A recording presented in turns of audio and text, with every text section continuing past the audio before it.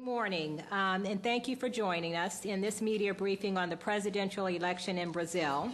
With the new president, what are the prospects for this country and its place in the world? Will it be able to maintain its economic growth?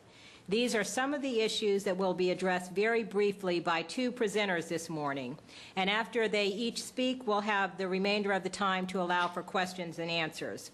We do have some people here at the center with us, and we also have some people on the line.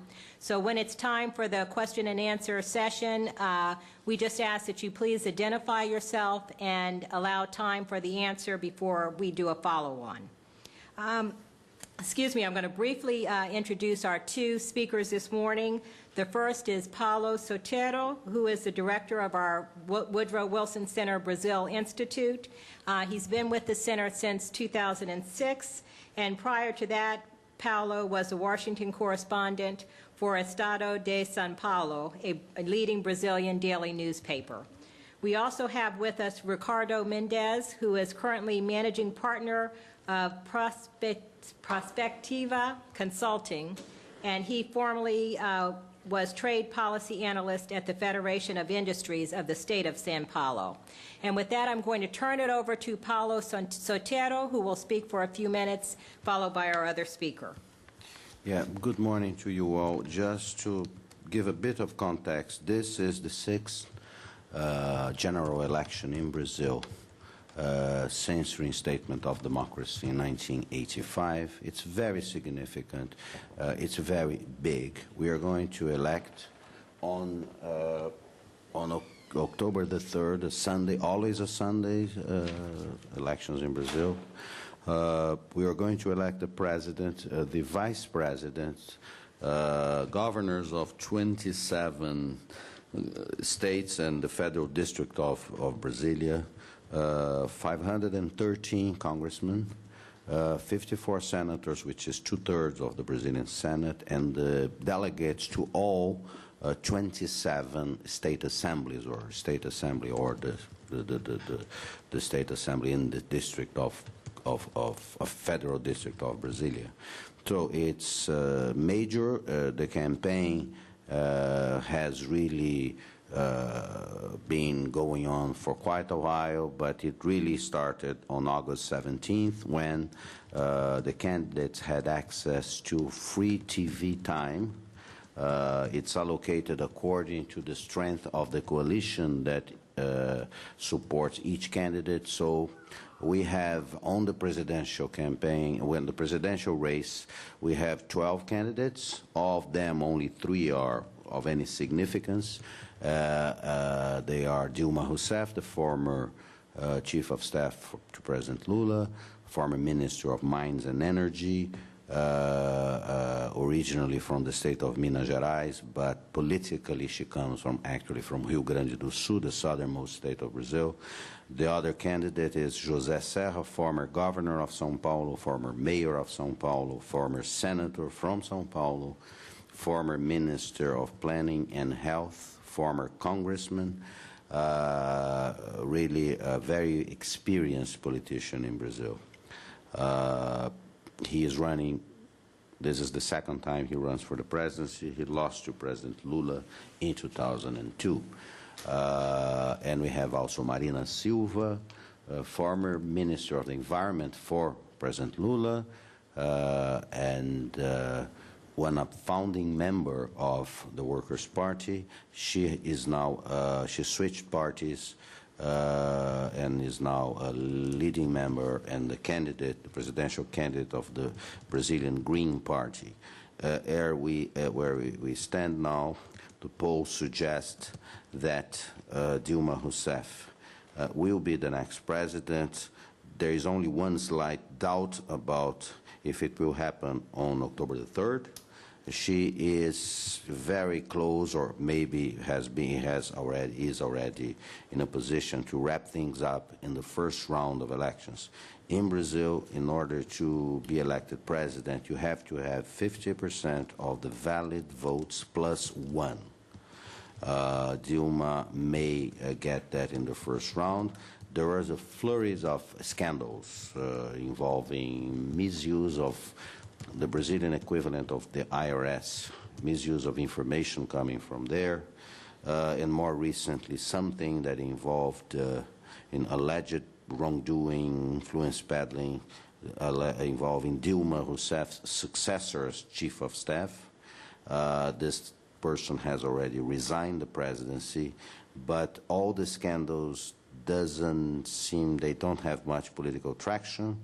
And one reason that is normally presented in Brazil as a justification is that we have lots of scandals in Brazil all the time, and most of them amount to not much. Since the economy now is doing pretty well, most Brazilians are benefiting from it, especially the poor ones. I think people very pragmatically say, you know, why should I bother now about, you know, a scandal with, you know, it has always, we always had those. And so now that I'm doing okay, do you want me to somewhat, you know, be impressed by it? So, and that's what the explanation. We have just been joined by our dear friend João Castro Neves. He's a founding partner and political analyst of CAC Consultoria. He currently works as a political consultant in Washington, D.C. João, it's a pleasure having you here. And I will just pass the floor. We are just making some very brief initial remarks. I will pass now the mic to Ricardo Mendes, and then, João, if you would also offer your thoughts, and then we'll open for questions.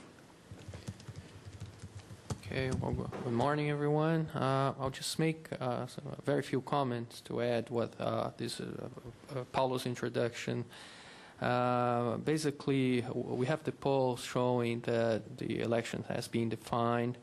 And it's a good question to know whether or not we're going to have a runoff to define the elections. According to the latest poll results, it doesn't seem like we're going to have. We have Dilma Rousseff with 51% of the votes against 25% of the votes with José Serra, and 11% of the votes by Marina Silva. And an interesting movement that we see is José Serra keeps losing votes, and he's now losing votes to Dilma Rousseff. Okay? Marina, he's losing votes to Marina Silva, I'm sorry. Dilma Rousseff doesn't seem to be losing any votes in the polls. Okay, she seems to keep, she's stabilized in the 51% level, and that has been pretty much steady in the last 3 or 4 weeks. Okay? The impact of the first scandals that Paulo mentioned did not seem to have an impact on the polls, although there was a new scandal that just came out today that is very much likely not to have an impact as well. Okay, so that's the one important point that I would like to highlight. And the other point that I think is important is when you look at looking at the next government and not speculating so much about the elections, these are the priority areas where the Brazilian population expect the Brazilian government to be active. In a recent poll conducted by Ibope, it showed that the public security area is the main concern of the Brazilian population. 55%, in spite of the very high approval rate of President Lula, 55% of the population do not approve his public security area. So this will be one of the areas that most likely Dilma as president will have to deal with. The second area is healthcare. That's 53% of the population do not approve Lula's healthcare policies. And this, the opposition candidate, José Serra, is a former minister of health. And he had very positive approval ratings at that time when he was Minister of Health. He tried to use this as one of the main elements in the campaign, and he was showing that all the problems that this government has been having with the healthcare area, and not very positive response from the voters. Okay, and finally, the third issue that it was interesting to see that it was not really well evaluated in this government is the tax structure. Okay, even though that is not part of a broader debate involving the whole Brazilian population. When asked the question on whether or not they approve Lula's policies for taxes, and that was a very negative response for that. 52% of the candidates do not.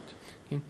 And just to conclude, I think the idea here is to be very briefly, if we look at the profile of Dilma Rousseff and the challenges that she's going to face as president, okay, Dilma. She's not a politician. This is the very first time she runs for a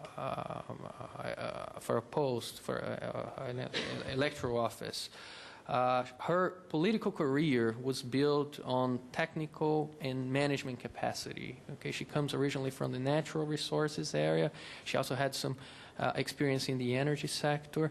So she doesn't have much experience in dealing with congressional issues, for instance, which this could be one of the major challenges that she's going to face, even though she's going to have a very big government. It looks like she's going to have the biggest government since the democratization of Brazil. Can you explain what there is? Because I think that the biggest in terms of... Oh, in terms of congressional support, yeah, both in the lower house and the Senate, she's likely to have a very broad majority to implement the policies that are necessary. Okay? Even though she's likely to have all the support from Congress, she might have some leadership problems, and this is what most analysts are anticipating. She's not an original. She's not a founding member of the Workers' Party. There are oppositions within the Workers' Party to her her leadership. So people are expecting, even though there will be this very broad congressional support, there could be some challenges for her here. Okay, and then she's complementing this deficiency with the candidate for vice president, who's Michel Temer. He's a very experienced politician, has vast legislative experience, and he's one of the few names, if we can call that a consensus name within the PMDB, so he's likely to play a very important role in her government in articulating with Congress. Yeah, the PMDB is the largest party in Brazil, and Mr. Temer is also the Speaker of the House currently, so very important. João, would you add your comments, please? Yes, thank you, Paulo. Sorry I'm late. I'm certain that most topics that I was going to talk about already were mentioned here, but everyone seems the past few weeks to consider this election a done deal, with Dilma Rousseff hovering above 50% of the voting intentions. The question being, will it be in the first round or the runoff? As I was entering here, this room, I was listening to that speculation. What are the chances of there being a second round runoff in this election? And they're quite slim. And that has mainly to do with the nature of the scandal that we are seeing, or scandals that we are seeing in Brazil today. That are in Brazil, there, if you will, it's possible to make classify scandals according to their impact or to their scope. And when a scandal to trickle down to everyone in society, all voters, has to be more. Should I put this graphic in terms that you have to have a picture of something, or you have to have a video, and there are a lot of examples of that, including past presidential elections. In 2006, there was the case of a dossier against José Serra in the state of São Paulo, and there was film footage on it, and that was one of the reasons that took that national election to the second round. And in 2002, there was also a case with then Governor Josiane Sarney with a picture of a table full of money. In this case today, why hasn't this scandal it stuck in Dilma and Lula? Mainly because there are no pictures, mainly because there are no videos. So that the impact of these scandals are very minimum. It impacts only those people that already know who they're going to vote for. But still, there's slim chance that we may have a second round. But I wanted to talk a little bit about Dilma's governing coalition. That a lot of attention is today focusing on numbers, and I don't think that's the main issue here, because recent Brazilian history shows that it's quite easy for the government, for the administration, to increase the number of its allies. The government has what we call in Brazil the pen, right? It has the money, it has all the possibilities of indicating people to important posts, and that is a very useful and efficient instrument for you to, if you want, broaden your governing coalition. So it's not a matter of size, and she will have a broad coalition, at least as big as Lula's.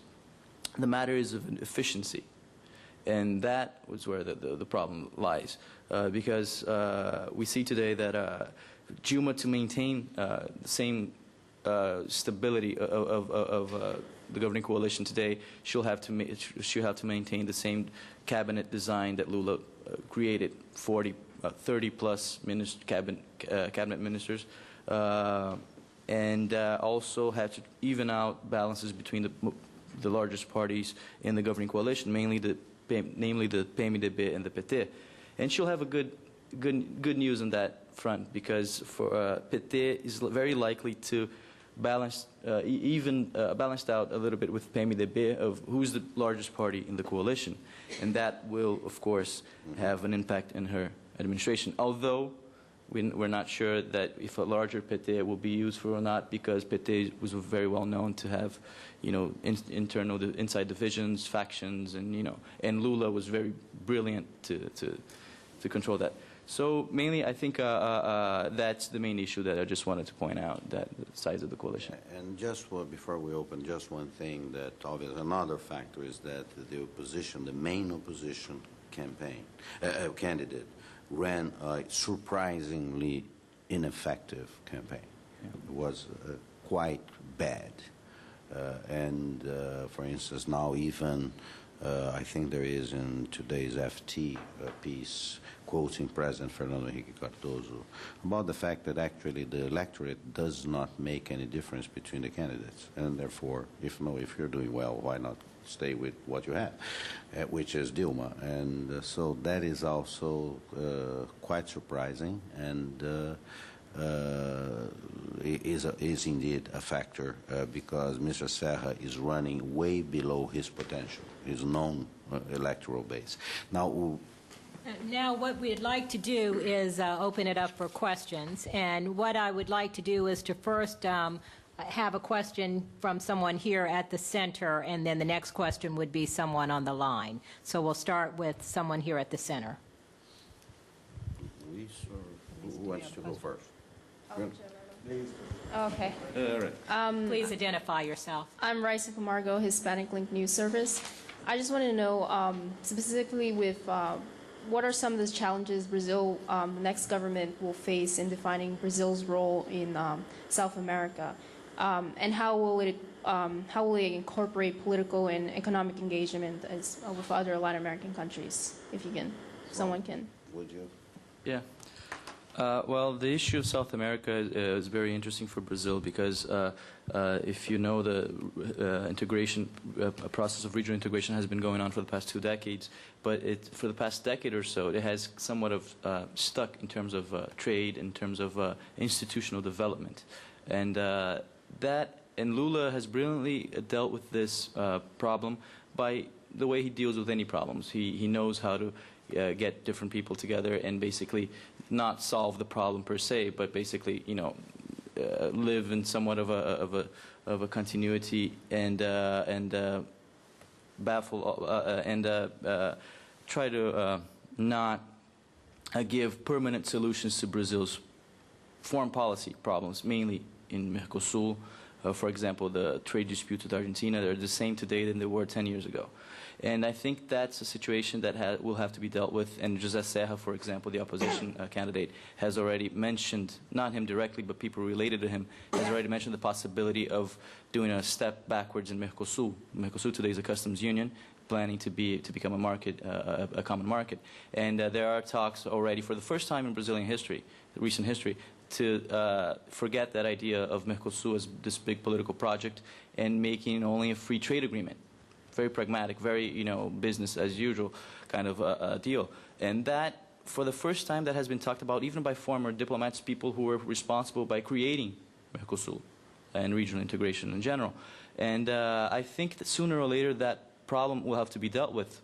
Please keep in mind that Brazil has this rhetoric of leading South America, of doing everything for regional integration, but Brazil has trade surpluses with every neighbor in the region.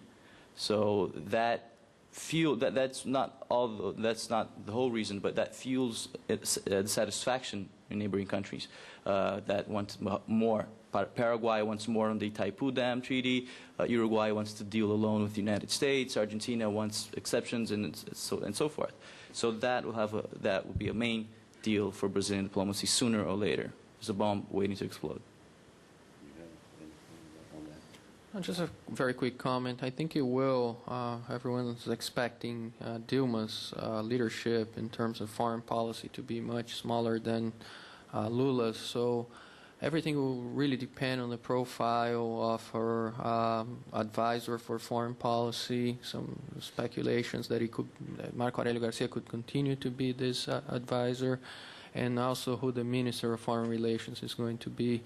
The Ministry of Foreign Relations is likely to play a much more important role in the formulation of the policies in Dilma's government than in Lula's government, considering that presidential diplomacy is not going to be such a big But thing. precisely for that reason, I think that you should keep an eye on the relationship between Brazil and Venezuela. With Lula out, Lula has star power. And Lula beats Chavez in any contest for popularity anywhere in the world, any day. Dilma is not a charismatic person, and I believe that Mr. Chavez, especially now that he seems to be in some sort of trouble, will try to occupy the stage. How President Rousseff deals with that, it's sort of a mystery to all of us. But she will have behind her a country that is much more present in the region because of its economy. For instance, in Venezuela, Brazil has some $5 to $7 billion of exports that include especially services of engineering companies that are major engineering companies of Brazil that are there. And throughout the region, economic interests of Brazil drives Brazil's presence in those countries, although I would remind you of what I said in the session that we had before about the difficulty there is. There is no popular constituency for having relations with the neighbors in Brazil, but there is a growing business constituency. And because they have interests, Brazil is now an important exporter and an important investor in almost every neighboring country. We are neighbors in South America to 8 of the 10 countries. And it's a major challenge. Yes, I think was mentioned already. President Lula had used his extraordinary ability to, keep people feeling comfortable. He embraced everybody, literally. He hugs people, and he works very well in the region. Really he's seen as a very nice person, etc. Now comes a leader of Brazil that is not experienced, does not have the experience President Lula had as a union leader. He was an international figure already. And she's coming at the moment when Brazil is a much bigger quantity internationally and regionally, with the neighboring countries looking at Brazil as this growing economy, and the demands on Brazil by the neighbors will only grow. So it's going to be a challenge how you do that and how we develop that relationship. Okay, I'd like to ask if there's anyone on the line that would like to ask a question. If you'd like to ask a question on the phone, please press star 1. Hello? One moment, please, while we wait for any questions.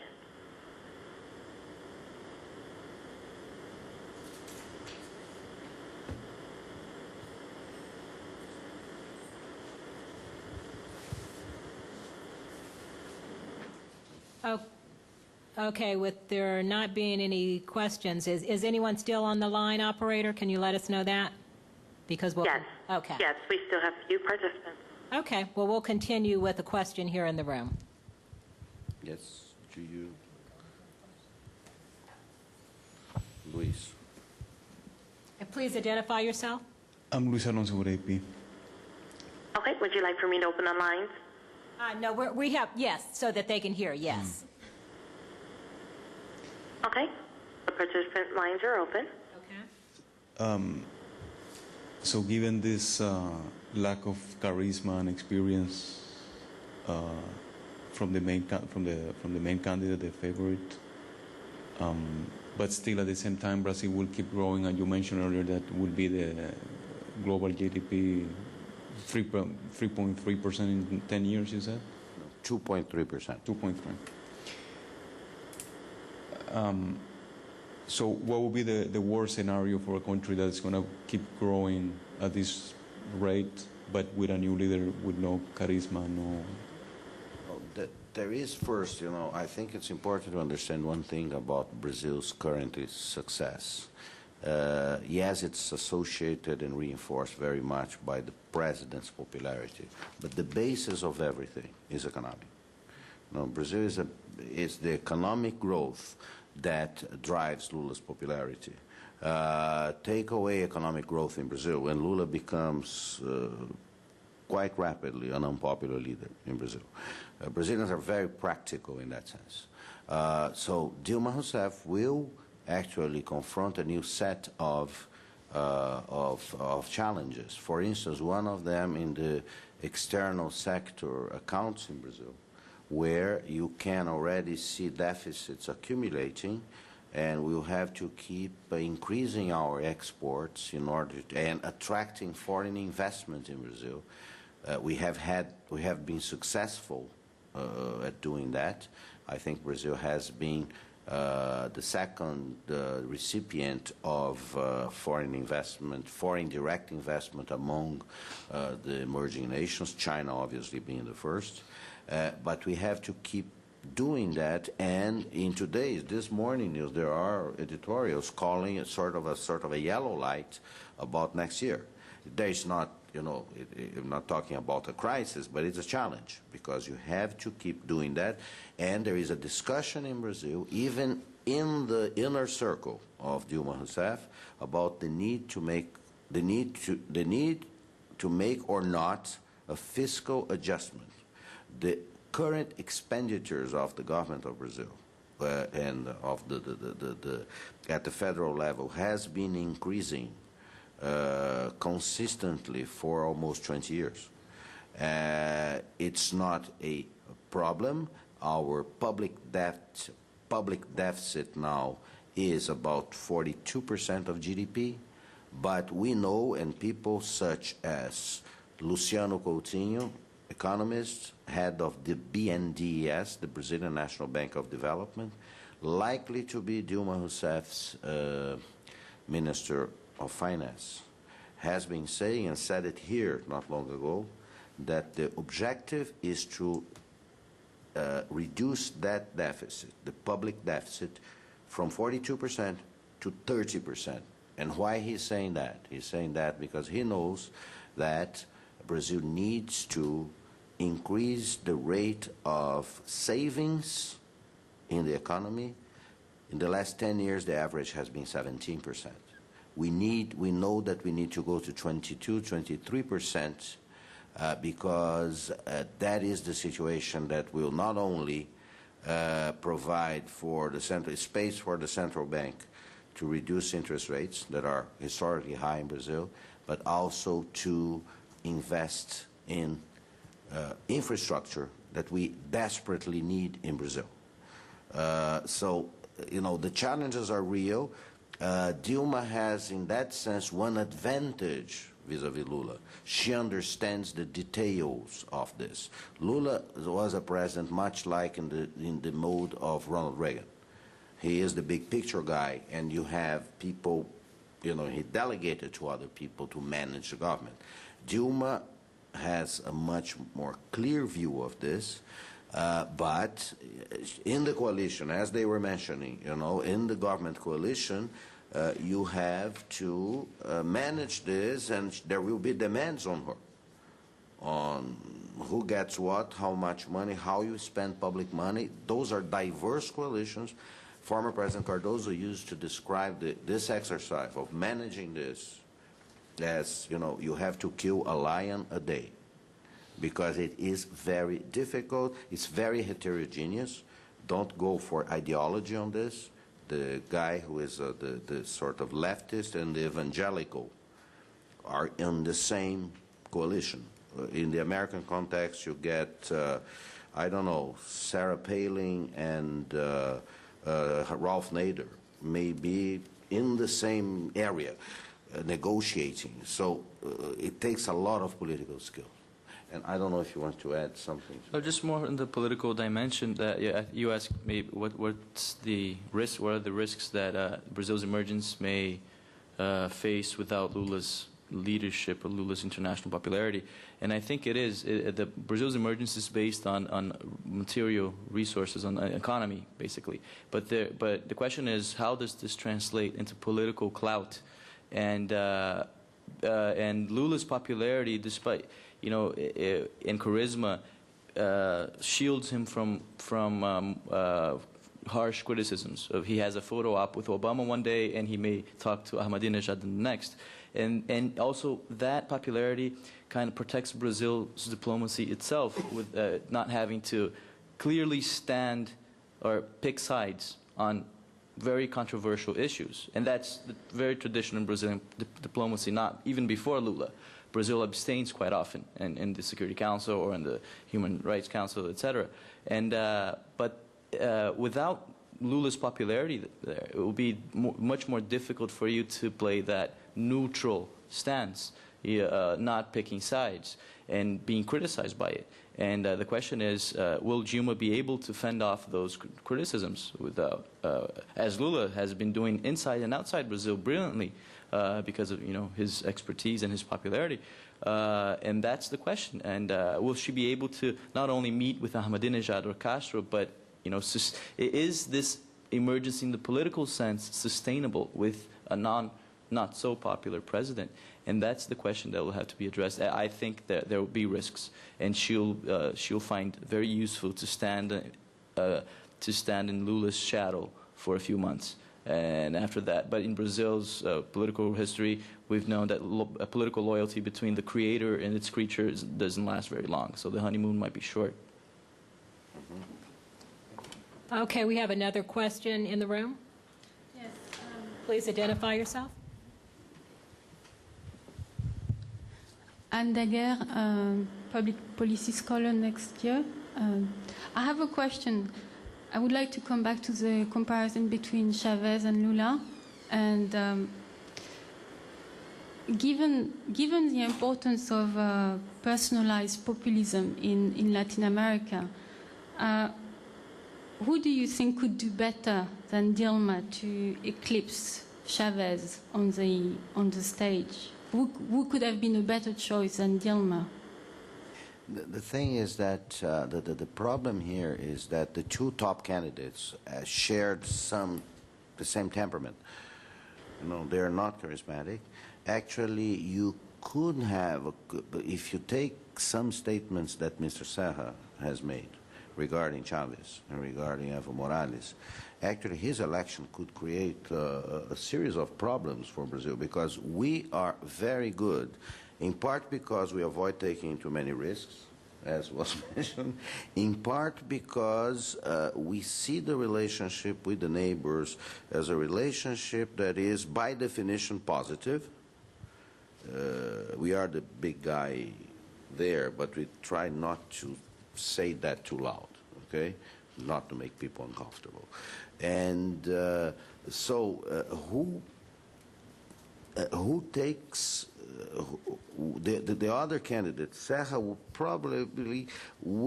knows more about the region than Dilma. He was a student leader in the 60s. He left Brazil, went to exile. He lived in Chile, actually completed his studies in Chile, is married to a Chilean, and has friends all over the area. So that would probably compensate for his statements during the campaign that are very critical of Chavez. In Brazil, if you talk to diplomats, they use a very interesting expression regarding Chavez, which is, with Chavez, you have to use strategic patience, which is a nice way of saying, you know, we believe that he is on the decline now, and that, you know, so we should not worry that much. But it will, you know, it will be just a challenge to see how Dilma could respond. Lula has always avoided confrontation with Chavez. It is in Lula's, I think, bones, avoiding confrontation.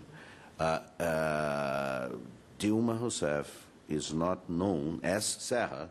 They are known as short-fused people, no-nonsense people, not particular simpaticos, and it will be a great test for a President Dilma Rousseff.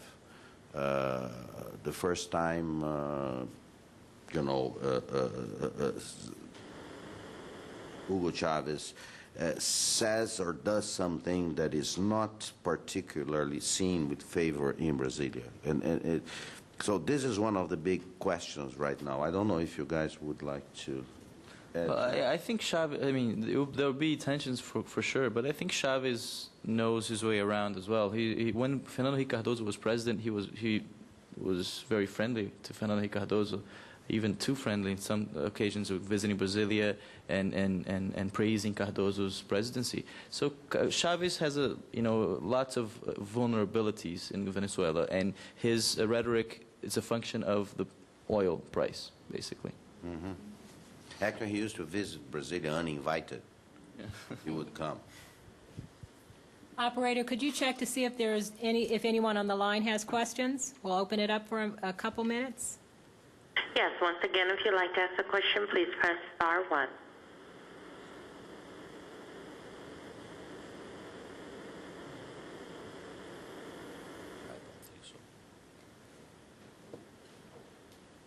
Okay, since there are no other questions, I think we'll conclude this meeting. I would say to anyone that's on the line or in the room, if you would like to speak with any of our speakers in the near future, if you have any questions later, on the media advisory, you have Vicki Dotson's phone number. You can contact Vicki or just contact the Wilson Center at 202-691-4016. That's actually my line, Sharon McCarter, and I can put you in touch with the speakers. Sharon, just one detail. We prepared here a little background where, some basic information. JC and I did that, actually. And you have courtesy of our friend David Fleischer from the University of Brasilia. We have some projections here of congressional seats, House and Senate, which shows that indeed Dilma Rousseff made government with a very substantial majority in Congress. There are other information. If you wish, we can, email this to you.